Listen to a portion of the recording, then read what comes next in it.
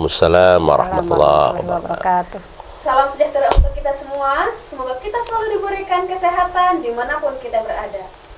Kembali lagi di podcast Sikap, sarana informasi kampus UIN Sultan Maulana Hasanuddin Banten.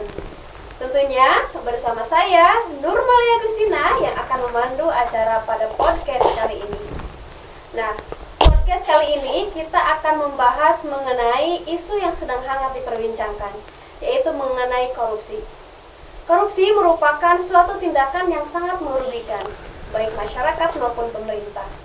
Maka dari itu, kita di sini akan membahas mengenai pencegahan terhadap tindakan korupsi tersebut. Nah, sebelum kita membahas lebih jauh lagi, kita akan mendatangkan narasumber yang sangat luar biasa tentunya. Yang pertama, ada narasumber, beliau merupakan orang nomor 1 di UIN Sultan Maulana Hasanuddin Banten, Profesor Dr. Haji Wawan Wahyudin MPD. Yang kedua, ada Ibu Dr. Yayah Ruhiyah. Beliau merupakan dari akademisi Fakultas Tarbiyah dan Keguruan UIN Sultan Maulana Hasanuddin Banten, Ketua Himpaudi Provinsi Banten, dan Badan Kerjasama Organisasi Wanita Provinsi Banten. Kemudian narasumber yang ketiga ada Ibu EN Nuraini SAG. Beliau merupakan Ketua Dharma Wanita Persatuan UIN Sultan Maulana Hasanuddin Banten. Nah, tema podcast kita kali ini mengenai peran perempuan terhadap pencegahan tindakan korupsi. Nah, sebelum kita membahas tentang peran perempuan terhadap pencegahan korupsi tersebut, kita terlebih dahulu akan menyapa narasumber kita pada kali ini. Assalamualaikum Bapak Ibu. Waalaikumsalam warahmatullahi wabarakatuh. Bagaimana kabarnya Bapak Ibu? Alhamdulillah. Nah, kan di sini kita akan membahas mengenai peran perempuan terhadap pencegahan tindakan korupsi. Nah, sebelum kita membahas mengenai peran perempuan terhadap tindakan korupsi, mungkin Bapak Rektor akan menyampaikan kata pengantar terlebih dahulu. Dipersilakan Bapak. Baik, assalamualaikum warahmatullahi wabarakatuh. Waalaikumsalam warahmatullahi wabarakatuh. Bismillah, alhamdulillah, wassalatu wassalamu ala rasulillah wa ala alihi wa sahbihi wa mawalah, amma ba'du. Rabbi syrah li sadri wa yassir li amri wahlul 'uqdatam min lisani yafqahu qawli ya fattahu ya alim. Puji syukur kehadirat Allah yang Maha Kuasa yang atas limpahan karunia rahmatnya. Alhamdulillah, di kesempatan siang yang berbahagia ini bersama narasumber yang tadi sudah dikenalkan, izinkan terlebih dahulu menyampaikan beberapa hal terkait acara yang digelar oleh podcast UIN Sultan Maulana Hasanuddin Banten.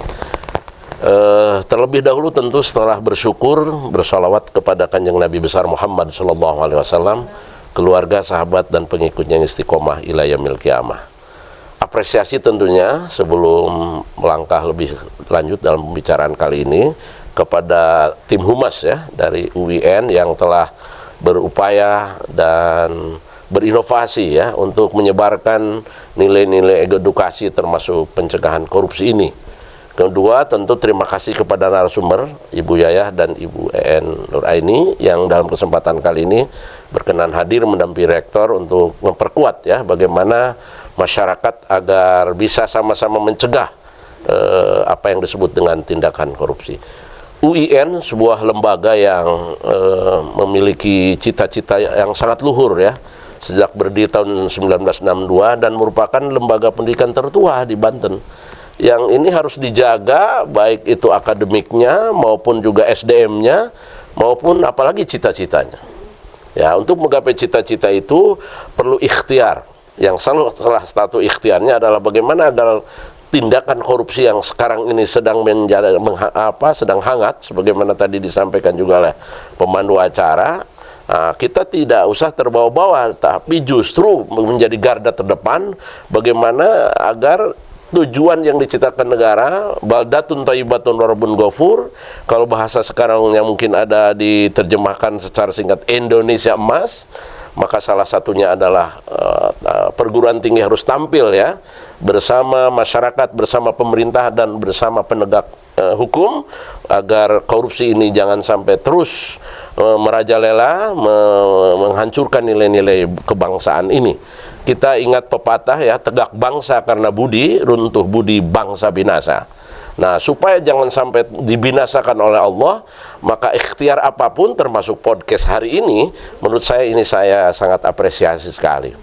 Nah, selain tadi untuk menggapai cita-cita UIN itu sendiri, untuk mencapai cita-cita yang diinginkan oleh tokoh ulama terkenal Syekh Nawawi Al-Bantani. Saya kira itu pengantar singkat, dan sekali lagi semoga acara ini bermanfaat untuk para pemirsa di mana berada dan terutama keluarga besar UIN Sultan Maulana Hasanuddin Banten. Terima kasih Bapak. Baik. Menyampaikan kata pengantar pada podcast kali ini. Baik, langsung saja kita akan membahas mengenai peran perempuan terhadap pencegahan korupsi. Nah, tentunya dengan narasumber yang sangat luar biasa hari ini ada Ibu Dr. Yayah Ruhiyah. Nah, di sini Bu, kan perempuan itu memang mempunyai peran yang sangat luar biasa. Nah, di dalam tindakan korupsi ini, bagaimana peran perempuan terhadap pencegahan korupsi? Baik, terima kasih. Saya sangat berbahagia hari ini bisa langsung Bapak Rektor yang memimpin di garda terdepan terkait peran perempuan dalam pencegahan korupsi. Memang berangkat dari keluarga, karena bagaimanapun juga keluarga adalah garda terdepan di dalam melakukan nilai-nilai. Nilai-nilai apa sih yang sebetulnya terjadi ada korupsi ini? Yang pertama adalah nilai kejujuran. Kejujuran itu memang harus ditanamkan sejak dini. Makanya dimanapun keluarga adalah utama. Jadi contoh teladan yang dilakukan oleh para keluarga, terutama orang tua, di dalam menanamkan nilai-nilai kejujuran itu adalah di setiap kehidupan keseharian. Dan di dunia pendidikan tentunya, terutama kita ini kan UIN Sultan Maulana Hasanuddin Banten ada jurusan Fakultas Tarbiyah, di mana itu adalah bagian dari bagaimana sebagai guru itu akan mencontohkan bagaimana nilai-nilai itu kepada masyarakat dan kepada anak didiknya. Nah, ini adalah perannya luar biasa. Jadi perempuan ini di segala lini di dalam menanamkan nilai-nilai kejujuran itu terus menjadi sentral ya, karena bagaimanapun juga seorang ibu ya, melahirkan anaknya juga terus di dalam pengasuhannya itu penting menanamkan nilai-nilai itu, dan nilai-nilai itu tentunya akan ditiru oleh anak-anak kita. Setiap kata dan perbuatannya akan ditiru oleh anak. Mungkin itu. Jadi akhlak terutama nilai keteladanan yang harus dimiliki oleh para perempuan. Nah, tadi Ibu sudah menyebutkan beberapa peran perempuan terhadap keluarga. Karena memang perempuan tersebut merupakan yang kalau misalkan di keluarga merupakan madrasah pertama bagi anak-anaknya. Nah, tadi kan sudah disampaikan peran perempuan. Nah, sekarang bagaimana cara untuk mencegah terjadinya tindakan korupsi tersebut? Baik, kita ingat bahwa hari ini begitu banyak ya hal-hal yang tidak mungkin itu terjadi. Bahkan negara kita ini akan bangkrut kalau semakin banyak korupsi terjadi. Kembali lagi bahwa hal yang harus dilakukan oleh kita generasi muda dan ibu-ibu terutama kaum perempuan itu adalah menanamkan nilai-nilai itu seperti apa. Contoh ya, nilai kejujuran itu dikenalkan kepada anak usia dini. Jangan terlambat, nanti nunggu SD. Ini sangat terlambat. Dan pada anak usia dini itu kan 0 bulan sampai 6 tahun menurut undang-undangnya. Jadi ini masa emas yang memang yang harus menjadi perhatian orang tua. Diajarkan bagaimana anak itu antri. Ketika anak sabar menanti, itu adalah bagian dari penanaman nilai-nilai kesabaran. Orang yang tidak sabar berarti hanya nyerobot gitu ya. Nyerobot terus berarti kan di sini ada nilai yang tidak baik yang itu harus dicegah. Nah, itu yang disebut contoh baik atau praktek baik yang memang harus ditanamkan di rumah dulu sebelum di sekolah. Faktanya tidak, karena kita melihat keluarga hari ini pada sibuk ya. Mana sih mau saya contoh, apakah yang saya contoh di YouTube atau udah bagaimana? Ya kan? Saya juga heran kita juga kan tidak mendengar kata orang tuanya. Jadi orang tua itu ternyata dianggap angin lalu bagi anaknya ketika omongannya, nak jangan begini, jangan begitu. Oh, maknya aja begitu. Nah, artinya dari situ kita sebagai perempuan melihat bahwa ketika contoh kejujuran itu akan dilihat oleh anak, anak akan meniru. Misalnya, tok, nah ada tamu, bilang mamanya nggak ada, bilang papahnya nggak ada. Nah, itu hal yang kecil yang memang sebetulnya harus mulai ditanamkan. Jadi memang tidak boleh bohong gitu. Iya. Makanya kan banyak sekarang. Itu yang pertama yang memang harus kita tanamkan supaya nilai-nilai itu tidak terjadi dari keluarga, dari tatanan pendidikan. PAUD juga ini lagi transisi SD, PAUD menyenangkan, lagi booming nih ya. Tapi ingat, jangan salah bahwa pendidikan anak usia dini juga karakter yang perlu diutamakan. Di situ ada nilai-nilai aspek-aspek pengembangan yang memang di sana mencegah terjadinya korupsi. Ada lagi, kita ini sekarang jarang mendongeng orang tua. Iya. Ya. Jadi nilai-nilai kebaikan itu biasanya disampaikan anak dengan dongeng atau cerita. Kan? Jadi ketika anak-anak mendengar cerita kita atau orang tuanya sering cerita tentang nilai-nilai kebaikan, kejujuran, kesabaran, itu dari cerita. Jadi cerita itu juga jarang tersampaikan sekarang kepada anak-anak kita. Nah, itu beberapa hal yang perlu ditanamkan kepada generasi kita, terutama jangan terlambat, jangan nunggu SD, jangan nunggu SMP. Sejak 0 bulan dalam kandungan. Jadi mulailah kalau ibu yang sedang hamil atau pasangan baru menikah, mulai jangan bohong. Gitu dulu ya. Jadi kalau sudah ada nawa itu insya Allah, jadi kesananya pun akan membesarkan ayam dengan tanpa begitu. Oke. Berarti memang betul sekali ya penanaman dalam untuk mencegah terjadi korupsi ini dari hal kecil dulu ya, terutama kejujuran. Apalagi peran perempuan di dalam keluarga itu sangat berpengaruh. Maka dari itu peran perempuan di keluarga harus betul-betul menjaga agar keutuhan rumah tangga bisa terjalin dengan baik. Gitu ya. Nah, sekarang seberapa persenkah atau apakah peran perempuan itu bisa mencegah terjadinya korupsi? Seberapa persen gitu? Kalau dalam mencegah sih begini ya, kita kan melihat sekarang fenomenanya tuntutan dari istri. Nah, sekarang banyak perempuan ya, kita lihat temennya pakai tas baru itu kan bermerek, lalu tasnya nggak bermerek, kalah nih sama gua. Itu ibu-ibu sosialita, gaya hidup yang memang tidak bisa kita pungkiri, itu faktanya memang ada. Dan tentunya kita memang melihat fakta tersebut tidak hanya dari sisi itu, kemudian dari sisi kebutuhan ekonomi, di mana memang ketika kebutuhan ekonomi sangat mendesak, contoh kalau musim-musim masuk sekolah ya, pendaftaran kayak gitu, di mana nih, dari mana nih, kan ada hal-hal yang harus dilakukan secara segera.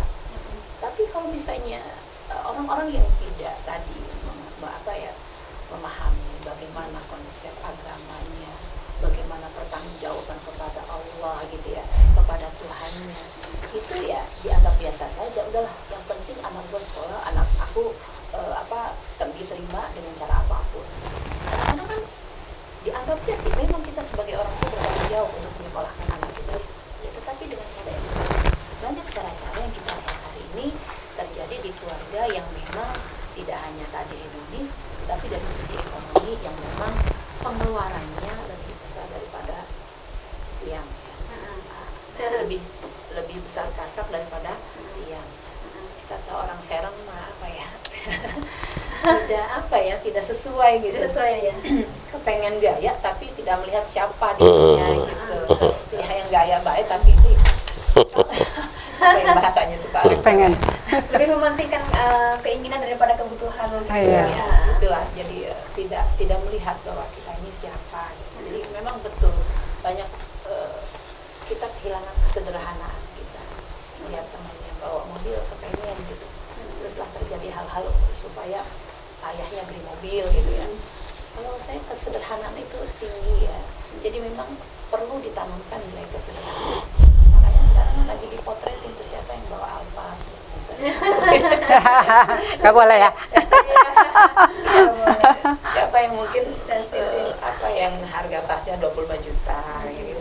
Itu juga perlu ada Iya. edukasi. Iya. Karena kita ini lingkungan akademis itu tidak juga menonjolkan siapa diri kita. Kita walaupun kita misalnya membawa hal-hal yang sederhana itu bukan berarti kita tidak mulia. Justru itu yang harus kita tanamkan di lingkungan akademis yang memang hari ini juga harus mulai ditata supaya nilai-nilai kesederhanaan itu bukan juga menjadi nilai yang buruk. Justru itu yang manfaat kita. Sederhana juga akan lebih mulia. Entah juga orang yang kaya juga kalau dia tampil sederhana tetap mulia. Iya, Masya Allah. Apalagi yang kita yang memang ya tidak juga kaya, tetapi kita harus merasakan bahwa di kesederhanaan itu ada kebahagiaan. Ya, gitu. Oke, baik. Selanjutnya yaitu apa saja faktor yang menyebabkan terjadinya korupsi itu? Faktor yang Kalau faktor tadi sudah disampaikan ya, bahwa biasanya tuntutan kebutuhan. Tadi kalau misalnya tadi sudah disampaikan tuntutan kebutuhan, yang kedua itu ekonomi ya, yang ketiganya perilaku. Jadi lingkungan. Jadi lingkungan itu sangat mempengaruhi. Jadi ketika lingkungan kita, mungkin kalau kita kumpulnya sama penjual minyak wangi ya baunya wangi, sama penjual ikan ya baunya ini. Nah, dan memang betul lingkungan itu sangat membentuk. Tidak hanya kita sebagai orang dewasa, anak-anak juga sangat terbentuk.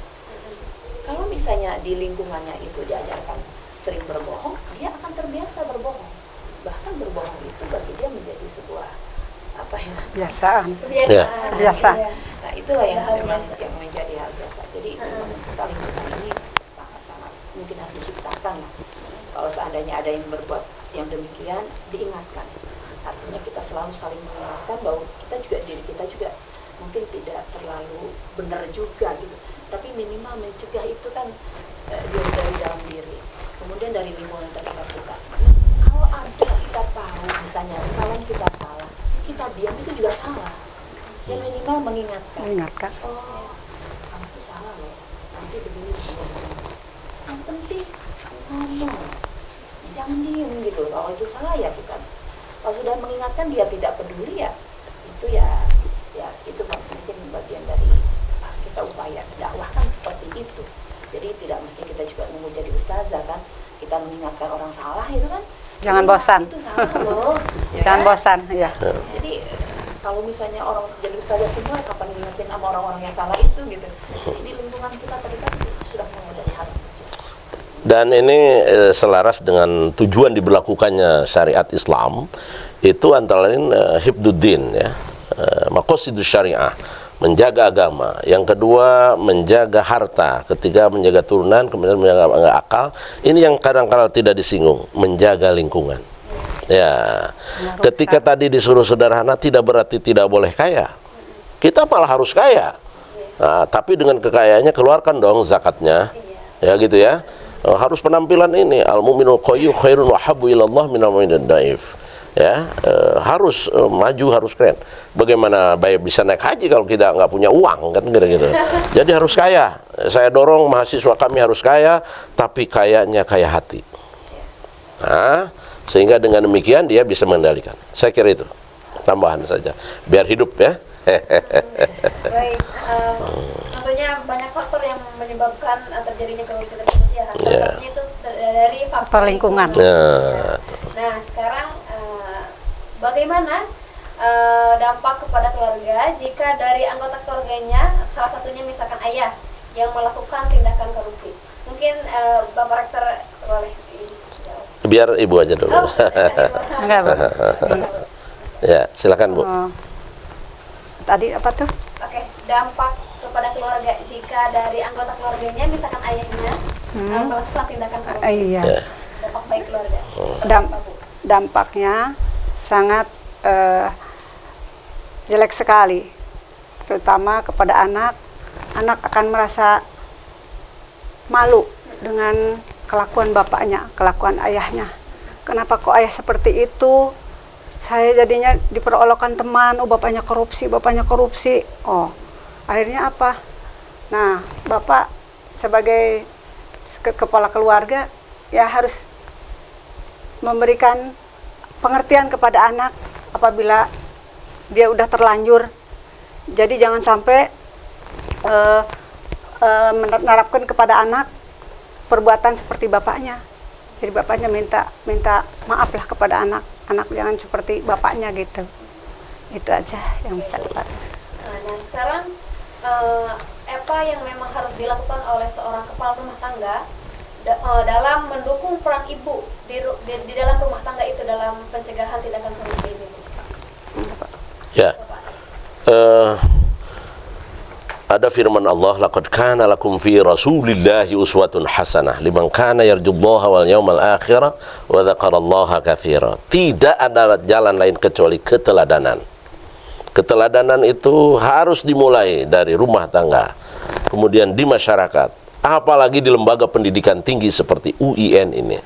Jadi kalau kita ingin berhasil memberantas korupsi atau paling tidak pencegahan korupsi, ya marilah kita mulai dari diri kita sendiri. Saya kira itu temannya. Seorang ayah memang harus sangat mendukung ya dalam rumah tangga, apalagi mendukung peran perempuan, peran seorang istri. Ya. Nah, sekarang perempuan mempunyai peran penting dalam mencegah terjadinya korupsi. Apakah Ibu setuju jika ada organisasi perempuan yang tujuannya untuk bisa mencegah terjadinya korupsi? Silakan Ibu. Oh ya, itu setuju sekali. Tapi organisasi ini harus mempunyai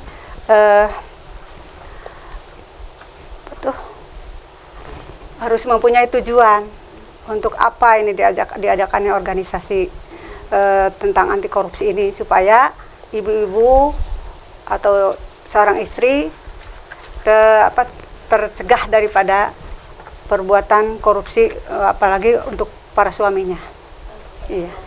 Dan tadi kan mengenai apakah setuju jika ada organisasi perempuan yang memang tujuannya untuk bisa mencegah terjadinya korupsi. Nah, Ibu kan bagian dari organisasi Dharma Wanita. Iya. Nah, apakah di organisasi Dharma Wanita tersebut ada ada tindakan dalam mencegah terjadinya korupsi ini? Oh, baik. Jadi diadakannya diskusi secara berkala, ya. Terus saling mengingatkan kepada sesama anggota Dharma Wanita supaya tidak terkejadian, ya. Sebelum terjadi dicegah dulu, dikasih peringatan. Dan alhamdulillah ibu-ibu Dharma Wanita UIN SMA Banten ini alhamdulillah tidak ada, aman-aman aja gitu. Iya, romantis aja, ya, yang terdengar suaranya di obrol-obrolan gitu ketika kita sedang sedang pertemuan rutin gitu ya, dialog gitu, saling curhat. Tapi alhamdulillah ini aja, aman-aman aja gitu tuh. Hebat, iya, nurut-nurut lagi, iya, kesederhanaannya tampak gitu, iya, kompak lagi. Oke. Nah, mungkin sebelum mengakhiri podcast kali ini, ada satu pertanyaan lagi nih mengenai perempuan. Kan tadi Ibu juga sudah menjelaskan ya, faktor yang mempengaruhi terjadinya tindakan korupsi itu salah satunya gaya hidup dari seorang perempuan atau dari seorang istri. Nah, tanggapan mengenai hal tersebut seperti apa, Bapak? Ya, pertama saya ingat sekali hadis Nabi, nawwiru buyutakum bis salati wa tilawatil Quran. Saya berharap sang istri juga tidak hanya terjebak dengan urusan duniawi. Sebagaimana amanat Rasul, sinari rumahmu dengan dua kegiatan, nawwiru buyutakum bis salah wa tilawatil Quran. Kalau sang istri memberikan contoh tentang keakhiratan, misalkan katakan ibadah, itu ibarat nanam padi. Pasti rumput sekitarnya tumbuh, dunia mengikutilah. Tapi kalau seorang ibu ajol juga seorang suami hanya ngejar dunia aja dan mengenyampingkan nilai-nilai ukhrawi, ibarat nanam rumput yang tidak mungkin tumbuh di sekitarnya padi. Nah, inilah upaya-upaya itu. Salah satu upaya ya podcast ini. Bagaimana agar lebih banyak tumbuh padi, ya, bukannya rumput di UIN ini. Makanya saya dengan kesabaran, dengan itu terus saling mengingatkan, sebab saya pun mimpin ini ingin husnul khotimah, ingin tenang. Tidak hanya kami ya, OB kami, satpam kami, wakil rektor kami, kabag, dan semua kepala pusat dan lembaga. Sebab pertanggungjawabannya nanti di akhirat itu yang berat. Kullukum mas'ulun wa kullukum ra'in wa kullu ra'in mas'ulun an ra'iyati. Inilah yang menjadikan khawatir. Saya kira itu namanya. Boleh satu lagi? Ya. Ada unek-unek. Ya. Ya, puji syukur kehadirat Allah Subhanahu wa taala bahwa seorang istri atau seorang ibu memang harus pandai bersyukur ya terhadap penghasilan dari suami, karena kita bersyukurnya itu suami itu punya penghasilan yang tetap ya, bersyukurnya itu. Kemudian harus pandai mengatur ya, menyesuaikan penghasilan suami dengan kebutuhan sehari-hari. Jadi seorang istri jangan menginginkan keinginan. Yang ditonjolkan itu keinginan aja. Tapi yang penting itu yang kebutuhan. Dikala butuh baru umpamanya belanja belilah. Yang enggak butuh mah jangan hantem aja. Ya, keinginan mah iyalah enggak berhenti itu ingin nafsu itu namanya. Iya, seadanya walaupun uangnya banyak hantem belanja. Termasuk sudah punya istri satu jangan dua gitu. Iya, kan istri itu sebagai bendahara utama di rumah, tahu akan pengeluaran dan pemasukan itu dari suami itu ya. Makanya jangan banyak menuntut gitu. Apakah ia menuntut? Alhamdulillah. Aman aja. Ya, alhamdulillah saya sudah memberi emas terbesar. Ya, yang sulit di kilo. Ya, saya kira itu. Ketika enggak memberi lah, sabar aja lah, nanti aja. Nah, tak gembirakan aja ya, hatinya digembirakan ya dia jadi ngasih. Gitu. Ya, jangan dimarahin, jangan diemosiin gitu. Jadinya akhirnya luluhkanlah hatinya. Wah, dia rayuannya kayak gombal, iya.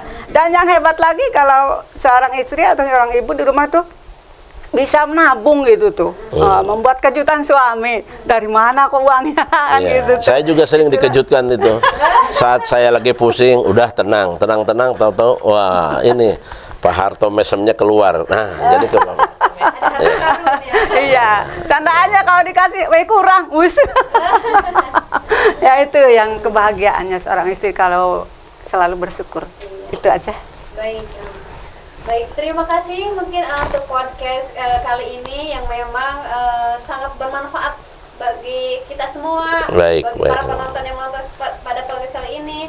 Nah, kemudian memang peran perempuan itu memang sangat luar biasa, dan terutama perempuan itu memang harus banyak bersyukur ya, supaya memang menjaga untuk tidak terjadinya korupsi ini. Baik, Bapak Ibu terima kasih sudah bersedia untuk menjadi narasumber pada podcast kali ini. Semoga Bapak dan Ibu selalu diberikan kesehatan, amin, keberkahan dan umur yang panjang. Amin. Oke, mungkin hanya itu yang podcast yang sebentar dulu, saya tutup dengan pantun dong. Boleh, silakan.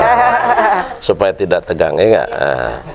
Pergi ke Surabaya naik pesawat. Di bandara jumpa pramugari. Podcast kita semakin kita perkuat untuk kejayaan NKRI. Mantan yang sangat luar biasa. Nggak bisa. Menyiapkan. Baik, podcast kali ini memang sangat seru sekali ya. Semoga podcast selanjutnya bisa lebih seru lagi. Amin. Oke, saya akan tutup pada podcast kali ini. Saya ucapkan terima kasih. Wassalamualaikum warahmatullahi wabarakatuh. Waalaikumsalam warahmatullahi wabarakatuh.